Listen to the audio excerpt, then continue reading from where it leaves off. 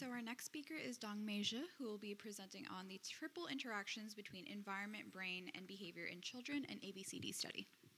Hi, everyone. I'm Dongmei from the Beijing Normal University. It's a great pleasure to introduce my recent project, Triple Interactions Between the Environment, Brain, and Behaviors in Children, an ABCD study. For background, environmental exposures play a critical role in influencing our behaviors. And the children's brain also undergoes a growth spurt in brain functional development.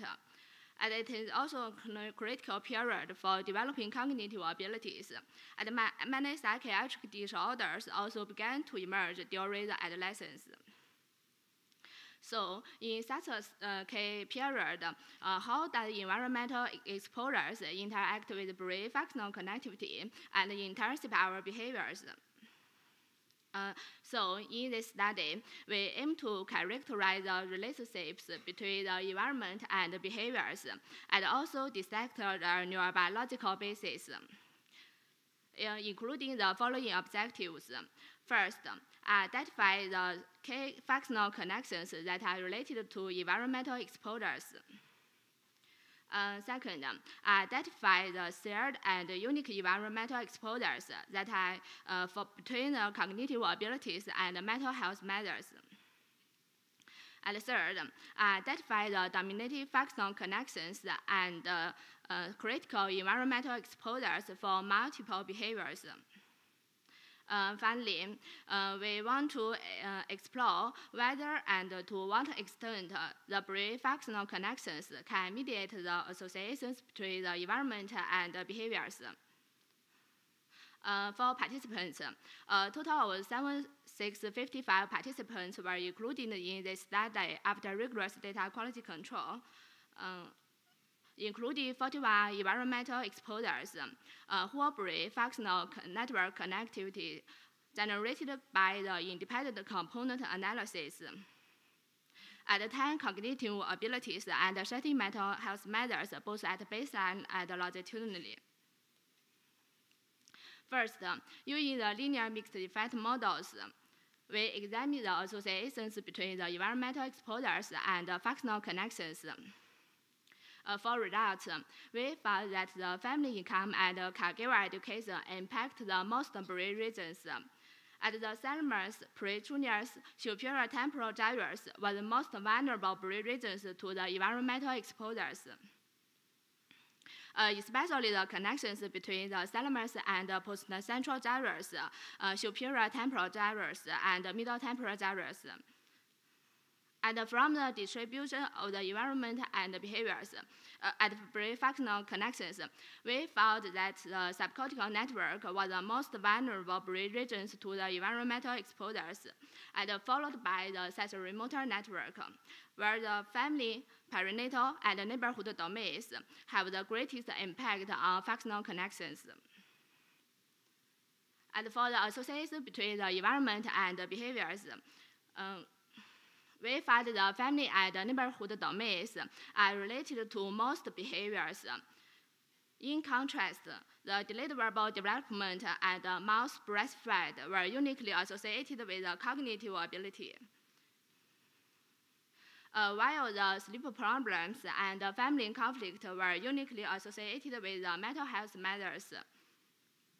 And the results can also observed for the total problems and cognition total composite. And for the longitudinal association between the baseline environment and follow-up behaviors, we can find the similar patterns. Where the mania, prodromal with depressed, and picture vocabulary were the most behaviors that are related to the baseline environment after controlling for the baseline behavior scores. Next, we make the individualized prediction for behaviors using the whole brain functional connections using the partial least square regression.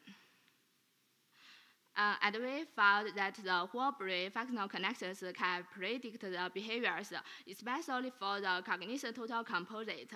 And the results also remained significant, even controlling for multiple covariates. Specifically, the predictive model of the fluid intelligence can also be generalized between the ABCD and UK Biobank datasets, including 20,852 participants. Furthermore, we found that combining the brief functional connections and environmental exposures can significantly improve the prediction accuracy for behaviors, especially for the mental health measures. And for the most predictors, we found that the connections between the cognitive control network and the default mode network contributed most to the cognitive abilities, while the connections between the subcortical network, sensorimotor network, and the cognitive control network contributed most to the mental health measures. And the findings were also validated by the connectome-based predictive modeling and the random forest. And for the longitudinal prediction of behaviors, we found that the prodrome was the most predicted behavior, mental health measures, and the pixel vocabulary was the most predicted cognitive abilities using the whole brain functional connections.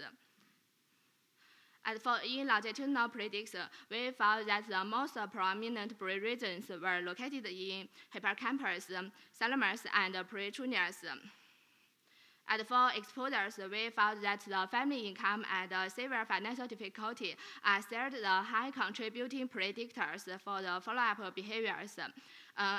In contrast, the family conflict and sleep problems were uniquely contributing most to the follow-up mental health measures, while the delayed verbal development were uniquely for the follow-up cognitive abilities. And finally, using the mediation analysis, we examine the mediated role of functional connections in the environment and behavior associations. And we found that the functional connections can mediate the significant associations between the environment and behaviors. Specifically, the positive weighted connections can mediate the more cognitive abilities, while the negative weighted connections can mediate the more mental health matters. Some take-home message. Through the comprehensive environment, brain, and behaviors, triple interactions both at baseline and longitudinally, we found that the family and neighborhood domains are related to the most behaviors. In contrast, the healthy perinatal development were uniquely for better cognitive abilities, while the sleep problems and family conflict can specifically increase the risk of mental health matters. And secondly, we find that the functional connections demonstrate more predictability for cognitive abilities, while the environmental exposures demonstrate more predictive power than functional connections in both the cross-sectional and longitudinal prediction of all behaviors, especially for the mental health matters. And finally, we found that the brain function can mediate the associations between the environment and behaviors, raising a possibility of the neurobiological basis. And this study is now published in the Biological Psychiatry, and you can find more details in this paper. Finally, for this project, I would like to thank my advisor, Jin Shui, Wenskao Hu, and all my collaborators. Thank you for your attention. And my post number is 1238. Thank you.